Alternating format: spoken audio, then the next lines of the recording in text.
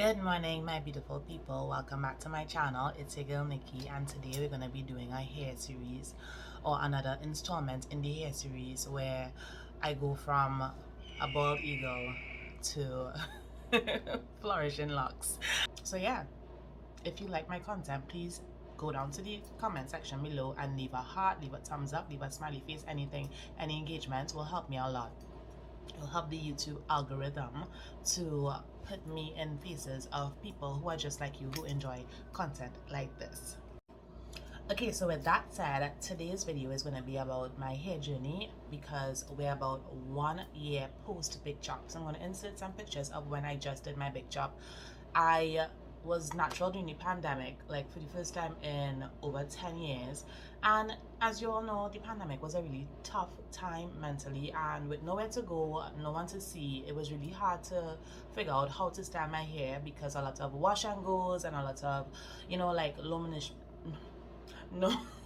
low manipulation hairstyles were rocking at that time, and there were a lot of different curl products that I was like, oh my gosh, we never had these when I was a teen, when I was natural, and now I'm getting to use them. And let me just say, that was a learning curve, and I realized that a lot of those products, for one, overrated, two, were damaging your hair, three, were literally targeting the black or kinky hair market in a very shock like way, like, we gotta get them. But I mean, it didn't really have the health and the overall well-being and like best wishes for us in a true sense, because when you use them, you would realize that a lot of those things were, they weren't as effective as they seemed. They were just really expensive, overpriced, and like eye gouging because it was a new market. Well, not a new market, but like a emerging market where a lot of people were taking the big job, getting the big job, going natural. A lot of people that I know, like most people that I know now, are natural. There are hardly anyone that I know in my circle. There is hardly anyone who still have a relaxer, and if they do, they're always like contemplating. Okay, but I always say that black hair has had the stigma of being difficult, not growing, not thriving.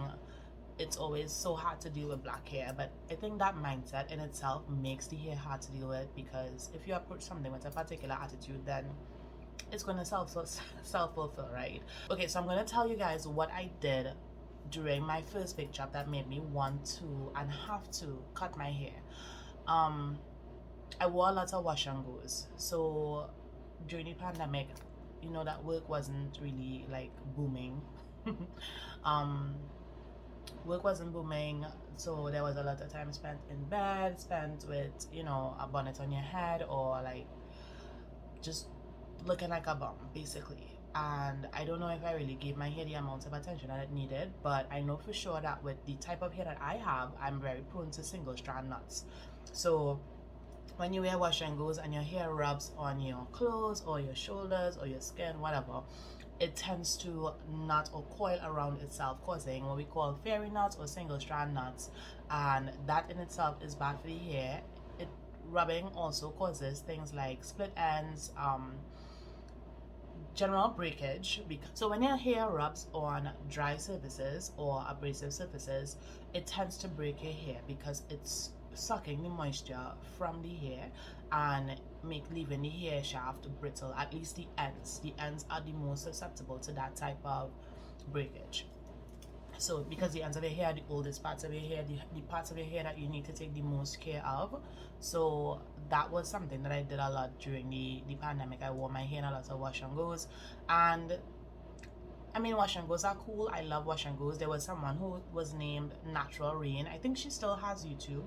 I don't follow her as religiously because I was like really trying to go with the natural hair, with the wash and go regime. She literally grew her hair like inches and inches and inches with the wash and go. She literally took her hair out of one wash and go into another one, and I think she did it like every 4 days, and that worked fine for her. So depending on your lifestyle, depending on your hair type, depending on your just general, if you sweat a lot, then you're gonna need to consider that when styling your hair. I find that having my hair with absolutely no parts does not allow for air to touch my scalp, and that's a big problem for me because I have hyperhidrosis in my face and scalp.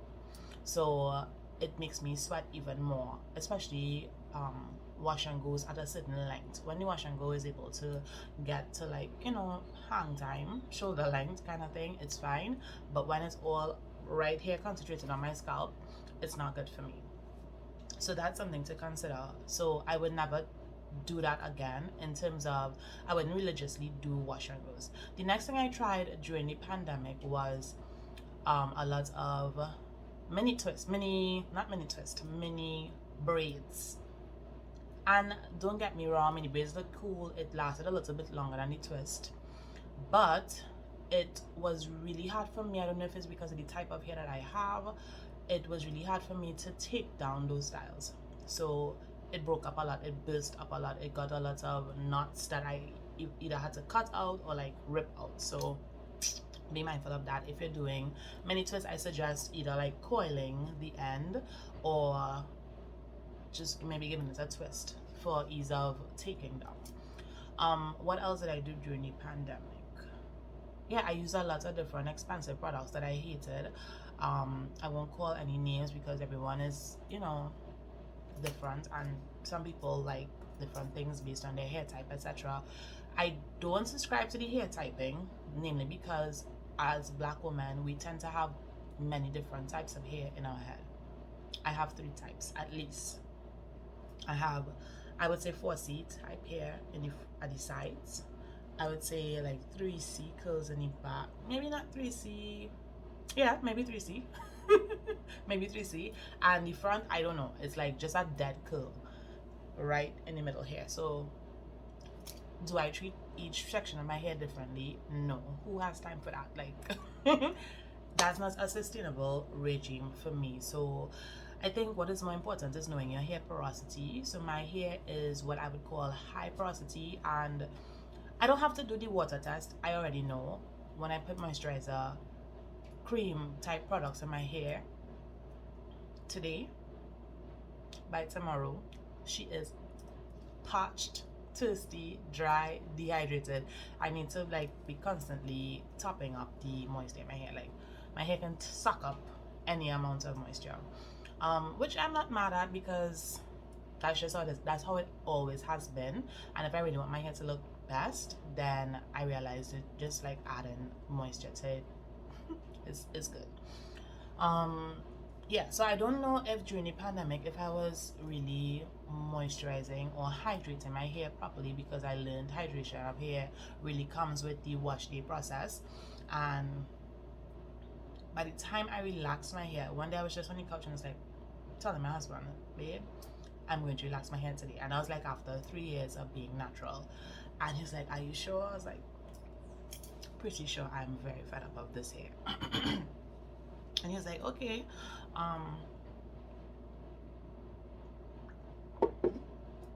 but you'll regret it. And I was like, yeah. I did regret it. So when I relaxed my hair, I realized that my hair was actually so damaged, especially in the middle, because I think I did a lot of ponytails too, low ponytails. Well, I would say buns, because I never used to leave my ends out, or if I did, it was rare. Because I did it a lot in the middle, the back middle of my head, so not the crown, like below that, it was very broken up. So when I relaxed my hair, I realized that I was like, wow, this hair was really damaged, but it looked full in real life when my hair was natural. So I think natural hair can also give you the feeling like, oh, it's curly, it's healthy, it's bouncy, it's full. But if you really had to do like a blowout to get like a cut, or your ends trimmed or whatever, you would see that it has more damage than you think. So that's something to be mindful of as well. Okay, so I'm gonna walk you guys through my new natural hair regime. So I big chopped in February of last year, actually on the 15th. Today's the 13th, I think, so it's just like 2 days shy, which is fine. I actually had some box braids in my hair, and I was like, you know what, I ain't even gonna unloose this. I'm just gonna so I cut everything off. My husband woke up to like a bald-headed woman. It was cool, he was cool, and like I have no problem with like not having hair on my head. It's fine for me. I've cut my hair maybe like 3 or 4 times now over the course of my life. Once when I was relaxed, like into like a Rihanna style, and then yeah, subsequent to that. But anyway, these are some of the things that I did. I did a lot of protective hairstyling. Namely, one, because I told you guys I sweat a lot in my scalp, so having my hair out in like a mini fro was like cute, yes, but it was a no-no a lot of the time. So once my hair got to a certain length where I couldn't easily like feel the breeze getting to my scalp, I had to start to put them into something. So I did a lot of kinky braids. As a matter of fact, I think I did kinky back to back to back to back. Sometimes I did cane rows in the front, twist in the back. Other times I did the whole head in twist. Most recently I did some crochet hairstyles. For this year I want to focus on doing mini twists. This is something that I noticed that a lot of people said grew their hair, and it's because of the ability to wash your hair, moisturize your hair, and style your hair without unraveling the twist. So like I told you before, washing your hair is an essential part of hydrating your hair. So when you wash your hair, the surfactants in the shampoo open up the hair follicles. It gets all the oils, the grease, the sebum off of your hair, and then allows your hair to take in the moisture from, or the hydration from the water, from the conditioner, from your moisturizing products, and then you seal it off with your oil-based products. When you have your hair in a style like this, yes, you can add a moisturizer. I'm going to show you guys me refreshing my hair this morning. You can add moisturizer, you can add grease to it, but is it really penetrating the hair shaft? No, because the hair shaft is closed. When you put grease in it the last time, you sealed off the hair shaft. So while it's going to give your hair a shinier, fuller, more lustrous feel and look, it's not necessarily hydrating the hair in the true sense. So I want to wash my hair every week. That's something that I think is key, and I actually feel and see the difference in my hair when I do that on a regular basis. These have been my two faves, and these are actually really cheap. I don't know, in my country you get them at Pennywise. I don't know where you'll get them otherwise. This is called the 8888. That's the brand. This is the conditioner, it's argan oil, and this is the coconut milk shampoo. And as you can see, it's pretty big bottles. I love that. It's only like $30 TT, 35, let's say $40 TT in case I'm missing any dollars. I mean, that's really good for this size. And when I tell you, I'm not the only one. My friends have a lot of hair. I have two friends who have a lot of like really nice hair, and they love it, especially the conditioner. It makes your hair so soft and just chef's kiss. So weekly washes with that, at least once a week. Then I recently started using this, and I actually quite like it. It's the Double Sheen Olive Oil Moisturizing Leave-In Conditioner. It's very lightweight. As you know, leave-in conditioners are not as heavy as moisturizers, but it is very hydrating. If your hair is very dry like mine tends to be, then you can use this in conjunction with another moisturizer. Y'all know I love, well, I don't know if you know, but I love the the ORS rice water leave-in, and I love the ORS olive oil moisturizer. This is my favorite gel so far, the red one.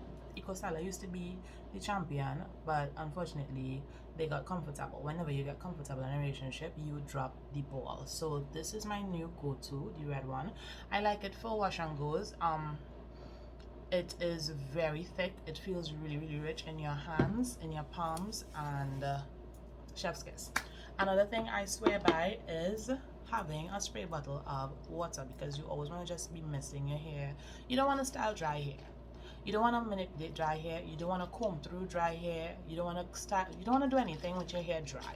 So if you haven't washed your hair and you want to change your style, and I 1000% advocate for you having one of these, and you spray your hair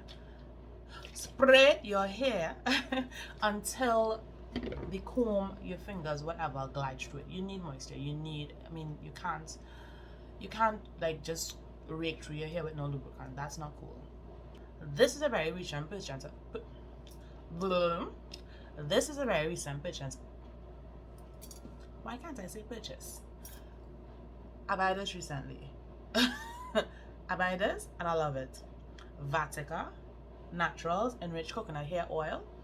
When I bought it, it was actually firm in the bottle. And if you know anything about coconut oil, it gets solid at anything less than room temperature. So once the place is cold, like if you have AC in a room, it gets solid. The first ingredient on the list is coconut oil. I mean, who does that? And this was like less than 30. It was 20 something dollars, TT. I mean, say less, right? And when you smell it, it smells so good. It has henna, amla oil, and lemon in it as well. And if you know anything about Caribbean people, then you know that East Indian people using coconut oil in their hair for generations, and we now catching on. Coconut oil is one of the few penetrative oils. So yes, you have oils that seal your hair and lock in the moisture and all of that good stuff, cool. But coconut oil is penetrative, so that means it works within the hair shaft, and here are some of the benefits. And I go into Google because I don't know these things offhand. So the benefits of coconut oil is that the fatty acids penetrate the hair shaft to repair dry and damaged hair. It reduces frizz. It prevents protein loss, which your hair needs protein. It soothes the scalp. So yeah, just do it.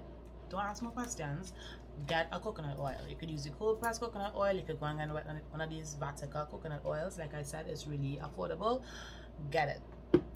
The next thing I used, because I found that the front of my hairline was thinning, I have very fine edges. So whenever like I do cane rows or whatever in the front, especially if I use braiding hair, it's gonna like pull out my hair. I ain't mad at it because my hair tends to grow back pretty quickly there. This is a micro needle roller, yeah, it's it's a micro needle. It's a micro needle roller or micro roller. What do people call it? Whatever. It has the little tiny needles on it. And some people use it on their face, and that's cool. But for this particular application, I did it around my hairline, like here. Don't mind that, that's not a bald spot. Right? So I did it around my hairline, like around here. And then I applied my extra dark Sunny Isle Jamaica Black Castor Oil. I don't know what Sunny Isle look like, yeah? So that is what I used on my hairline, and it grew back within like, I want to say like 2-3 weeks. So try this out if you have any thinning or bald spots. And my friend actually told me that the front of my hairline, she finds it's thin, so I'm gonna have to give a little extra attention to massaging my scalp, to maybe doing, oh, it's a derma roller, that's what it's called. So I'm gonna pay a little extra attention to the front of my hairline. You know, when you have other people analyze your hair, it gives you a more unbiased picture of what's happening. For my edges, this is what I use, Edge Effect, and it works well for me. And what I found that has been even more effective, my little minion told me, she said, Auntie, you should just put some water over the edge control when you finish with it. I was like, all right, I'm gonna try it, and it actually did work. So after you do your edges, you go in with some water, and it helps to set it and seal it. So next up is a little glossing polisher. This is from ORS as well, and if you want to make your hair look extra shiny, if you want to just be like, look at me, then definitely check this out. So science says that your hair grows about ½ inch every month, and it's been 12 months since I've had my hair cut, and my hair is now about 5 inches long. So let's consider breakage and whatever else, shrinkage, whatever, because you can only pull your hair so straight. I'm not going to retain all of the length. Obviously, every time you comb your hair or manipulate your hair, you're going to be losing some hair strands or and some length of your hair. So that's why the way that you manipulate it is so important, because you don't want to just be breaking out your hair arbitrarily, right? It feels very full, and I actually am paying a lot of attention to the way that the back, the middle, that the way it was growing, because I don't want it to be the same thing as last time where the middle of it was, oh, I think that was another problem during the pandemic. I was lying on a lot, so maybe putting a lot of pressure on that one spot definitely would have caused my hair to be like, girl, it's hard, it's really tough. It's gonna stop the how do you say, it's going to stop the blood flow to the area, it's going to inhibit the hair growth, it's going to break the hair that's already there because it's going to be getting a lot of friction and a lot of, you know, movement if you're lying down on that one spot. So those were pandemic specific issues that I faced with my hair, and just general like burnout from having to do it all the time and not knowing like how to do it. Putting it in a bun caused a lot of breakage in the front and that kind of thing. And as I said, it's very easy for the front of my hairline to break up because it's a lot finer. But yeah, those are the things that I noticed. These are the new things that I love and will continue using. I'm going to be, for the most part, wearing my hair in mini twist for maybe the rest of the year. I will intersplice some protective hairstyles, not so much for the sake of protection but more for the sake of style, because I have events coming up during the year and I'm gonna be like, hey, I mean, this is cute, but you're not gonna wear this to every event. Well, to me, some people would. To each their own. Big up you if that's your vibe, but for me, I'm gonna definitely be putting in some faux locks. I'm gonna be putting in like a ponytail. I'll be putting in some other braids or some other crochet style somewhere later down into the year. I'm not a lover of lace front wigs. I would do a V-part wig. I have a V-part wig. Obviously, the hair is straight, so I'm thinking of like, what do I have to do to get that V-part wig to blend with my natural hair? Do I want to put a flat iron on my natural hair and risk the heat damage? I don't know.